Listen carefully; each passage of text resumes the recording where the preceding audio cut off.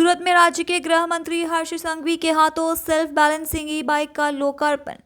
सूरत शहर अब नई सेल्फ बैलेंसिंग ई बाइक से पेट्रोलिंग करेगी।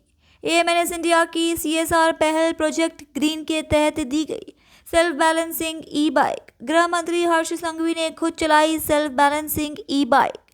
गृह राज्य मंत्री मुकेश पटेल ने भी ई बाइक चलाकर किया प्रदर्शन। यह ई बाइक शहर के भीड़भाड़ वाले इलाकों में पुलिस को मदद करेगी। भीड़भाड़ वाले क्षेत्रों में पुलिस वाहनों को पहुंचने में होती थी परेशानी, अब यही बाइक आसानी से गंतव्य तक पहुंचने में सहायक होगी।